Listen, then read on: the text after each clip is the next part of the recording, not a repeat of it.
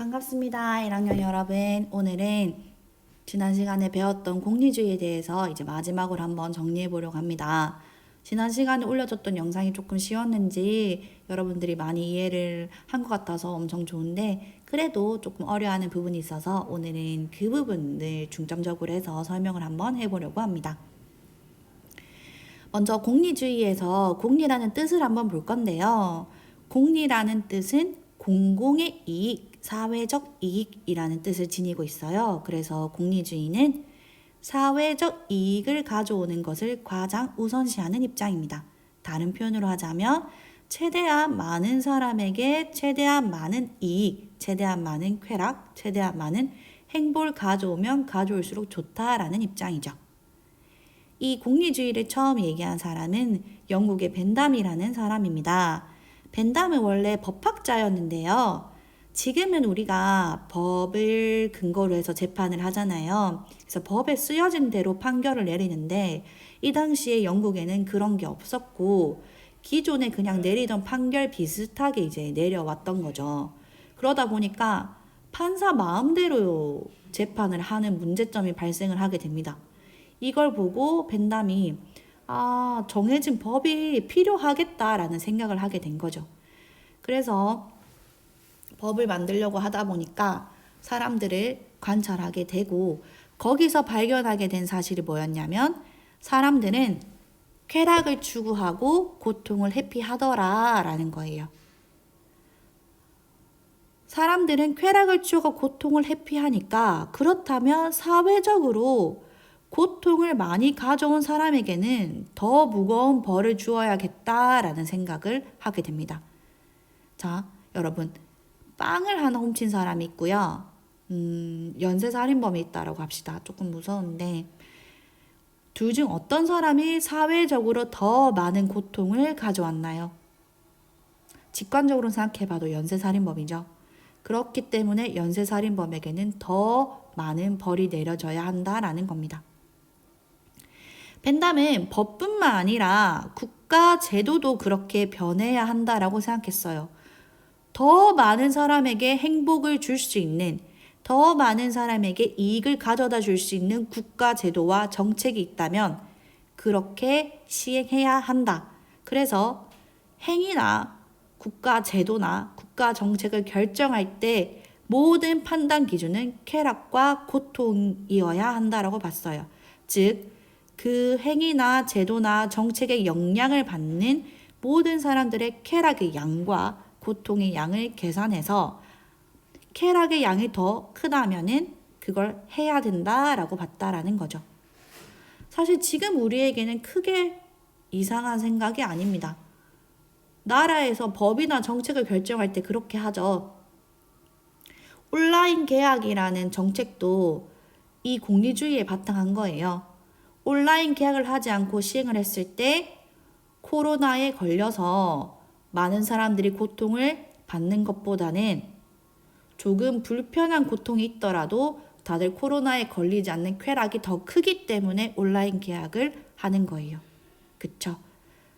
그런데 사실 이 당시에는 굉장히 혁명적인 생각이었습니다. 그 이유는 뒤에 좀 더 얘기해 줄게요. 그렇기 때문에 이 벤담에게는 쾌락과 고통의 양을 계산할 수 있어야 했어요. 수치화할 수 있어야 했습니다. 그래서 쾌락과 고통의 양을 계산하는 공리주의다라고 해서 이걸 양적 공리주의라고 합니다. 양을 계산해야 되는데 쾌락의 질적 차이도 있다라고 얘기를 해버리면 굉장히 계산하기 복잡해져요. 우리가 똑같이 예를 들어서 물끼리만 비교한다라고 하면 물 500ml, 물 1리터 이렇게 비교하기 굉장히 쉬운데, 물과 콩, 물과 기름 이렇게 뭔가 다른 종류의 것을 양으로 비교하려고 하면 조금 복잡해지잖아요. 그래서 이걸 벤담도 똑같이 얘기했어요. 쾌락에 질적인 차이는 없다. 오로지 양으로만 따지겠다. 그래서 게임할 때 느끼는 어떤 감각적인 쾌락, 맛있는 거 먹을 때 온몸에 진짜 맛있어 하는 그 감각적인 쾌락과 우리가 좋은 성적을 받아서 원하는 대학교에 입학했을 때 느낀 어떤 성취감, 원하는 직업을 받았을 때 느끼는 쾌락, 좋아하는 사람을 만났을 때 느끼는 쾌락, 이런 것들이 다 질적으로 차이가 없다라고 봤다라는 거죠. 그래서 만약에 우리가 그때 벤담의 쾌락의 양을 계산하는 7가지 기준을 봤었죠. 강도, 확실성, 근접성, 순수성, 다사성 이런 것들이 있었는데 그걸 따졌을 때 오히려 게임할 때 느끼는 감각적 쾌락의 양이 더 많다면 게임을 선택하는 것도 벤담한테는 허용이 된다라는 겁니다. 근데 실제로 여러분들한테 게임할래? 아니면 원하는 대학 갈래? 라고 하면은 원하는 대학을 갈게요 라고 하는 친구들이 더 많지 않을까요? 만약에 벤담의 말처럼 그냥 맛있는 거 먹었을 때 느끼는 쾌락이랑 진짜 좋아하는 사람을 만났을 때 얘기할 때 느끼는 쾌락이랑 같다고 한다면 이게 뭐 그냥 배부르고 등 따숩게 해주면 좋아하는 돼지랑 뭐가 다르냐 이런 비판을 받게 됐다라는 거죠. 그래서 이런 공리주의의 비판점을 수정, 보완해서 나온 사람이 바로 밀이라는 사람입니다. 뭐 플레임은 존 스튜어트 밀인데요. 그렇게까지 할 필요는 없고요. 밀은 아니다. 쾌락에는 분명히 질적 차이가 존재한다라고 얘기를 해요. 그래서 쾌락의 질적인 차이를 고려했다라고 해서 이 사람의 입장은 질적 공리주의라고 합니다. 밀은 인간은 고통의 양이 더 크고 쾌락의 양이 더 적더라도 질적으로 높은 쾌락을 선택할 수 있다라고 봤어요. 아까 예시를 조금 자세히 볼게요. 게임할 때 쾌락의 양은 100입니다. 왜냐하면 그 순간 너무 강렬하잖아요. 강도도 세고요. 그 다음에 게임은 금방 할 수 있죠. 근접성, 가까워요. 그 다음에 게임하면 무조건 기쁘죠. 확실합니다. 그래서 쾌락의 양은 100이고요. 원하는 학교에 진학했을 때 쾌락은 90입니다. 물론 너무너무 기쁘겠지만 당장 얻을 수 있는 쾌락은 아니죠. 노력해서 기다려야 되고요. 그 다음에 내가 공부한다고 해서 무조건 원하는 학교에 진학할 수 있다는 보장도 없어요. 확실성이 떨어져요. 그래서 90입니다. 자, 고통을 볼게요. 게임할 때 고통은 10이에요. 뭐 졌을 때 화나는다던가 또는 부모님한테 혼난다던가. 원하는 학교에 진학할 때 느낄 수 있는 쾌락은 20입니다. 뭐 그걸 얻기 위해서 친구랑 노는 것도 포기했어야 했고요. 잠이 와도 좀 참아야 했었죠. 양으로만 따지면 뭘 선택하죠? 게임할 때를 선택해야 돼요. 그런데 우리는 원하는 학교에 진학하는 성취감을 선택합니다. 품이 있는 인간이니까요. 밀은 그렇게 생각해요. 인간이라면 더 큰 고통을 감내하더라도 선택하는 쾌락이 있다라고요. 독립운동가들을 볼까요? 벤담의 입장에선 이해할 수 없을 거예요. 너무나 큰 고통이 수반되니까요. 그런데 밀의 입장에선 이해 가능합니다. 고통을 받는, 고문을 받는 그 고통을 견디고서라도요. 나라를 되찾았을 때 그 엄청난 성취감, 그 다음에 내가 옳은 일을 하고 있다라는 그 신념을 지키는 그 쾌락이 더 높기 때문에, 질적으로 더 우월하기 때문에 그걸 선택한 사람들이에요. 그래서 밀은 품이 있는 인간이라면 질적으로 더 높은 쾌락을 선택할 거다. 설사 고통의 양이 더 많더라도. 그래서 밀은 결국 우리는 사회에 더 질적으로 높은 쾌락을 가져다 주는 걸 선택해야 한다라고 봤어요. 보세요. 막장 드라마랑 인문 고전이 있다라고 봐요. 아침 드라마 재밌죠. 여러분들은 뭐 드라마 좋아할지 모르겠지만 뭐 영화 진짜 막 액션 보고만 있어도 엄청 가슴이 뻥 뚫리는 그런 액션 영화나 뭐 상업 영화나 드라마가 있다라고 합시다. 쾌락의 양은 더 세요. 더 강렬하고요. 더 재밌고요. 더 쉽게 얻을 수 있어요. 자, 그 다음에 인문 고전이 있다라고 합시다. 햄릿, 정의란 무엇인가, 플라톤의 국가, 칸트의 순수 이성 비판, 듣기만 해도 머리 아파요. 그걸 읽는 고통이 더 크단 말이에요. 그런데 사회적으로 봤을 때 더 질적으로 우월한 쾌락을 가져다 줄 수 있는 건 인문고전입니다. 왜냐하면 많은 사람들한테 생각할 수 있는 힘을 길러주거든요. 그렇다면 밀은 인문고전을 선택하겠죠. 차이가 조금 이해가 가나요? 벤담은 무조건 양입니다. 고통이 적으면 적을수록 좋아요. 밀은 질입니다. 고통의 양이 더 크더라도 설사 고통의 양이 쾌락의 양을 능가하더라도 우리는 질적으로 더 높은 쾌락을 선택한다라는 거죠. 좋아하는 사람과 얘기하는 쾌락, 원하는 직업을 얻었을 때 쾌락, 내가 정말 풀리지 않는 수학 문제를 10시간을 끙끙해서 풀었을 때 쾌락, 원하는 이론을 만들었을 때 쾌락, 원하는 영화를 만들었을 때 쾌락, 이런 것들. 마지막으로 한번 정리해 볼게요. 공리주의의 의의, 그러니까 공리주의가 우리에게 가져다 준 의미입니다. 첫 번째는요, 모든 사람의 행복을 추구할 권리가 있다라는 것을 이야기했다라는 점입니다. 지금 우리에게는 너무 자주 쓰이는 단어예요. 행복. 그런데 그 당시에 있어서는 행복, 인권 이런 단어는 잘 중요시 되지 않던 단어였어요. 그런데 처음 얘기를 해준 거죠.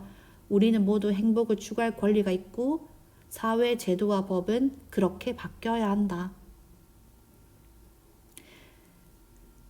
두 번째, 모든 사람의 행복의 양을 동등하게 계산했다라는 점. 지금 우리가 정책을 계산할 때는 모든 사람을 고려하죠. 돈이 많든 돈이 적든 나이가 많든 나이가 적든 여자든 남자든. 그런데 그 당시에는 그렇지 않았어요. 귀족들만 우선시 됐거든요. 그런데 공리주의가 아닙니다. 어린아이의 쾌락의 양도 동등하게 계산해 주세요. 가난한 사람의 쾌락의 양도 동등하게 계산해 주세요. 이렇게 얘기를 했다라는 겁니다. 사실 공리주의의 이런 사상은 굉장히 혁명적이었고요. 혁명적이었다는 걸 넘어서서 되게 조롱거리였어요. 야, 귀족이 아닌 그런 사람들의 행복까지 생각해 달라고? 이상한데? 그 다음에 도덕이나 철학이라고 하면 굉장히 고사한 걸로 여겨졌기 때문에 쾌락, 이익 이런 단어는 오히려 도덕이랑 반대되는 단어들로 여겨졌어요. 뭔가 욕망처럼. 그런데 그런 것들을 얘기했기 때문에 되게 경멸당했습니다. 그런데 지금 우리에겐 어떻죠? 너무나 당연하게 받아들여지는 거죠. 뭘 할 때 최대한 많은 사람한테 이익을 가져오는 쪽으로 해야겠네? 너무나 당연한 생각입니다. 그래서 선생님이 해주고 싶은 말은 지금 여러분들이 하는 생각이 어쩌면 누군가에게는 무시받는 생각일 수도 있어요. 아, 무슨 그런 생각을 해? 말이 돼? 근데 그게 결국은 언젠가는 인정을 받고 주류가 될 수가 있어요. 그러니까 여러분들 생각하는 걸 두려워하지 않았으면 좋겠습니다. 공리주의가 이렇게 우리에게 가져다 준 의미도 있지만요. 사실 결국 철학이라는 건 사람이 만든 거기 때문에 완벽할 수가 없어요. 문제점이 존재합니다. 첫 번째는 결과만을 중시한다라는 거예요. 결과적으로 쾌락을 가져왔다라고 한다면 다 옳다. 과연 그런다는 거죠. 예를 들어서 여러분들이 봉사상을 받으려고 아픈 친구를 도와줬다라고 생각을 해봅시다.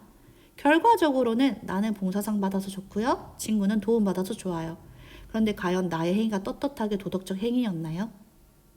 그다음에 두 번째, 결과만 중시하다 보니까 결과적으로 10명 중에 8명한테 이득을 가져왔다면 2명의 고통은 무시해도 되는데 이렇게 흘러갈 수 있다라는 거죠. 그때 봤던 우리 민요대토 사건처럼 3명의 목숨을 살리기 위해서 1명의 목숨은 죽여도 된다. 물론 이제 그건 불가피한 상황이긴 했어요. 그런데 우리가 그걸 옳다라고 해버리면 그런 비슷한 일을 우리가 이제 너무나 아무렇지 않게 하게 되겠죠. 또 세월호 같은 경우에도 그 세월호 배를 이제 꺼내는 작업을 하냐 마냐 많은 논란이 있었어요. 사실 공리주의 입장에서는 배를 꺼내지 않는 게 나았을 수도 있죠. 왜냐하면 많은 사람의 비용을 아낄 수 있었으니까요. 그런데 사실 인도주의적 입장에서 우리가 그 배를 그렇게 안에 두는 게 맞나 이런 의견이 있었잖아요. 그래서 이런 공리주의 입장에 정면으로 반박하는 입장이 나옵니다. 결과와 상관없이 결과적으로는 쾌락을 가져다 주지 못하더라도 인간이라면 지켜야 할 도덕적 의무가 있다.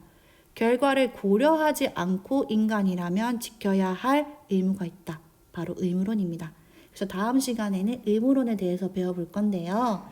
의무론은 공리주의보다 조금 더 어려워요. 그래서 다음 시간에는 선생님이 의무론을 조금 쉽게 설명한 영상을 올려보려고 합니다. 그래서 여러분들이 저번처럼 그런 영상을 시청하고 조금 이해가 안 가는 부분을 선생님에게 질문을 해주면 그런 부분들은 선생님이 반영해서 이렇게 설명하는 영상을 만들어 보려고 합니다.